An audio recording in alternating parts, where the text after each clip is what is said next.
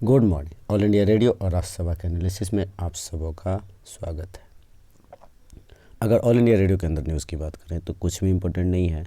Next एक article है cyber crime के बारे में, इम्पोर्टेंट है, अच्छा भी है और बहुत ज़रूरी भी है। आप GS4 के अंदर भी यूज़ कर सकते हो, GS3-2 के अंदर सिक्योरिटी के अंदर भी यूज़ कर सकते हो। तो चलिए डिस्कशन स्टार्ट करते हैं। और एक दो आर्टिकल हमारा 3-4 दिन का गैप है, धीरे धीरे कवर कर लेंगे। तो चलिए डिस्कशन स्टार्ट करते हैं।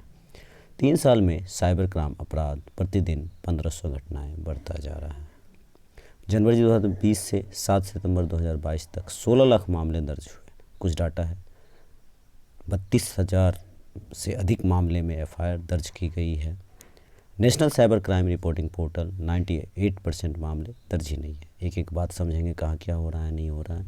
प्राइवेट बैंक के ग्राहकों के साथ बहुत सारे धोखाधड़ी हो रहा है, फ्रॉड हो रहा है। 2018 के 27,248 की तुलना में 2020 में साइबर अपराध 50,035 आ चुके हैं। बहुत सारे डाटा तो ऐसे हैं जो अनरिपोर्टेड हैं। आम लोगों से लेकर मशहूर हस्तियां साइबर क्राइम का शिकार हो रहे हैं। एम्स के सर्वर पर साइबर अटैक बढ़ते साइबर क्राइम का ही नमूना है। ये सब एग्जाम्पल में आप यूज़ कर सकते हो। अब ज़रा इसको डिटेल से समझने की कोशिश करते हैं। देखो, पूरा विश्व जो है, पूरा का पूरा वर्ल्ड, ये पूरा वर्ल्ड जो है $6 ट्रिलियन के आसपास गंवा चुका है अभी तक के डाटा के अनुसार, 2022 के अनुसार। और अगले 2022 तक ये $8 ट्रिलियन जा सकता है। इतनी तो भारत की GDP भी नहीं है, इतना ज़्यादा नुकसान।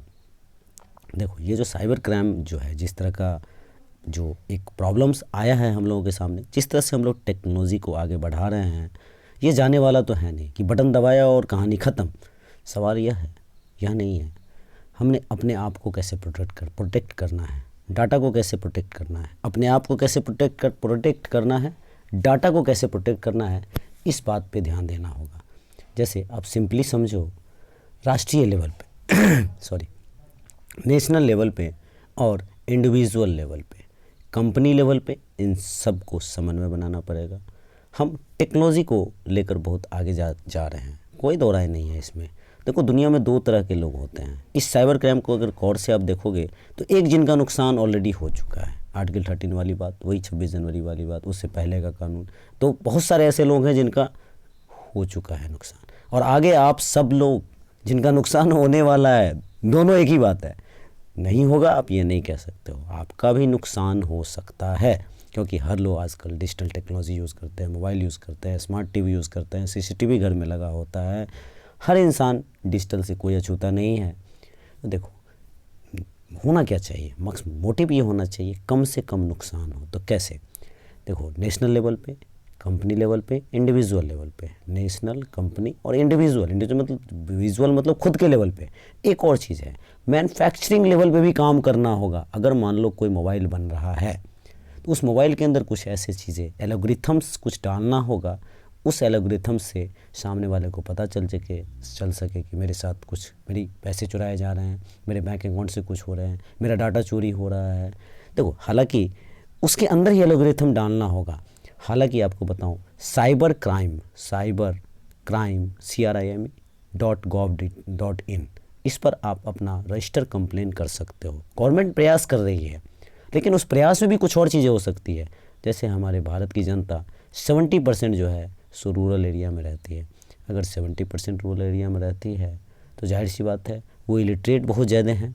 तो मल्टीलैंग्वेज लैंग्वेज में होना चाहिए। दूसरा, वो आवाज़ में भी रिकॉर्ड करके अपनी प्रॉब्लम्स को पहुंचा सके। ये 98% जो मामले दर्ज होते हैं, असल में यहाँ पर क्या होता है कि बहुत सारे मामले ऐसे होते हैं, मेरा पड़ोस वाले ने ऐसा कर दिया, मेरे दोस्तों ने ऐसा कर दिया, मेरे भाई ने मुझे ऐसा लिख दिया। अरे भाई साहब, कॉग्निटिव ऑफेंस होगा तब ना कुछ मामले वो चेकआउट होते हैं, ऐसा नहीं है, काम होता है। लेकिन ऐसा मामला होना चाहिए जो वास्तव में वो दिखे कि हाँ बड़ा मामला है। निर्भया फंड बनाया गया था, उससे 3-3 हज़ार करोड़ रुपये करके दिया गया। तो होना क्या चाहिए, ट्रेनिंग दी जानी चाहिए साइबर सेल वालों को। उसके बाद रूल्स को टाइट करना चाहिए, हार्ड बनाना चाहिए। हमारा डाटा प्रोटेक्शन बिल लटका हुआ है, उसे लाना चाहिए। देखो, हालांकि 2021 में सोशल मीडिया की जिम्मेदारी दी गई कि अगर कुछ क्राइम्स होता है, कुछ होता है, तो सोशल मीडिया की जिम्मेदारी है कि वो ढूंढे कहाँ क्या हो रहा है, नहीं हो रहा है।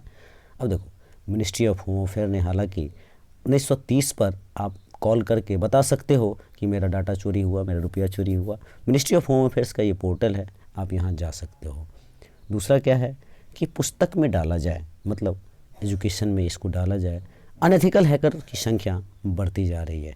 देखो, एक नॉर्मल मसाला फिल्म आता है, जैसे हीरो हीरोइन होते हैं या फिर थोड़ा मारधार होता है, उसी तरह से हमारा आईटी एक्ट उस ज़माने में आया था 2000। ये इंफॉर्मेशन टेक्नोलॉजी एक्ट 2000 जो है सो आया था, 2000 में ही आया था। यहाँ पर दो बातें मेनली आप समझो कि एक तो साइबर क्राइम की बात कही गई और दूसरा ई कॉमर्स की बात कही गई, लेकिन इसको एक्सप्लेन अच्छी तरह से नहीं किया गया।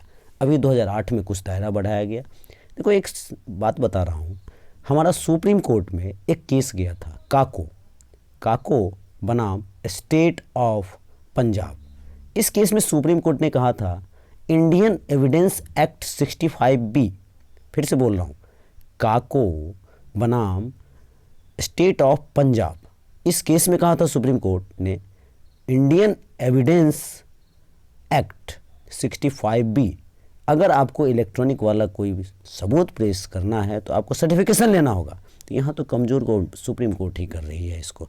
दूसरा, मिसयूज़ भी गलत तरीके से, फेक तरीके से बना के भी उसके सबूत के तौर पे पेश किया जा सकता है, तो वो भी है, वो भी एक इशूज़ है।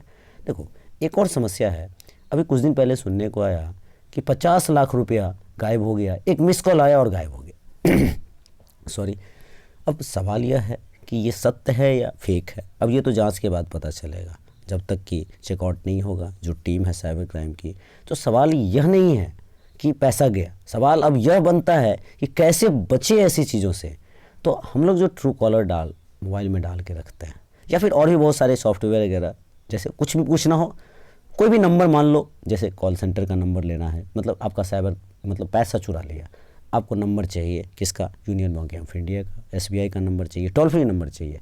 व्हाई यू आस्क गूगल देवता? गूगल देवता का एल्गोरिथम अलग है। No, you haven't necessity to go that place. आपको वहाँ नहीं जाना है, आपको यूनियन बैंक की वेबसाइट पे जाना है, आपको एसबीआई की वेबसाइट पे जाना है, आपको पंजाब बैंक के वेबसाइट पे, मतलब या फिर जहाँ से भी आपका जो चीज़ है उसके वेबसाइट के अंदर जाना है, वहाँ से आपको निकालना है, चाहे पेटीएम ही क्यों नहीं हो, वहाँ से आपको टोल फ्री नंबर निकालना है। क्योंकि ये जो ट्रू कॉलर वगैरह होते हैं, ये सब मालवेयर डाल करके आपके डाटा को चोरी कर लेते हैं।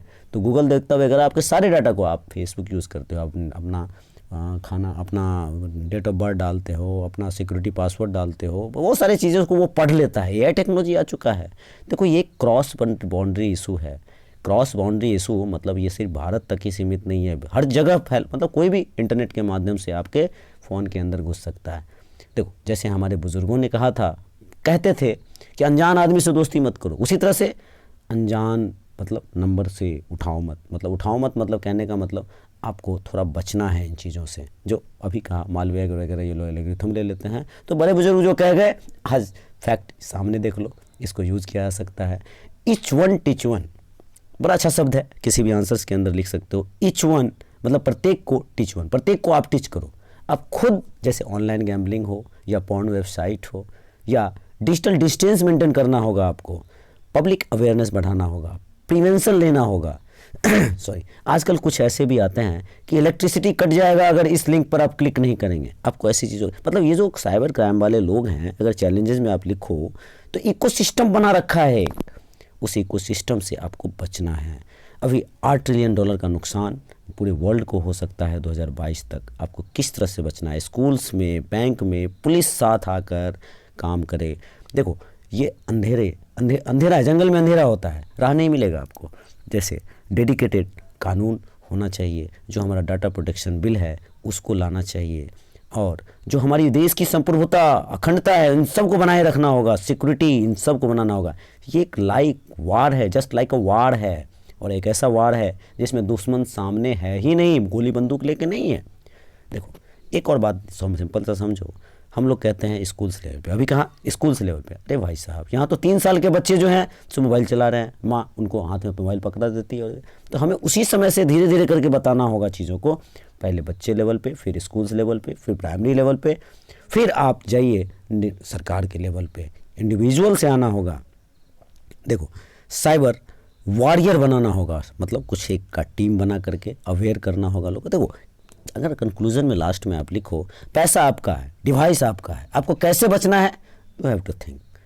छोटा सा आर्टिकल नहीं, बहुत ही अच्छा आर्टिकल था, बहुत सारे पॉइंट्स जो आप इस व्यू से आप एसएस वगैरह में भी कहीं यूज़ कर सकते हो, GS4 में यूज़ करते हो। अच्छा आर्टिकल था। तो आज के डिस्कशन में इतना ही था। Thank you.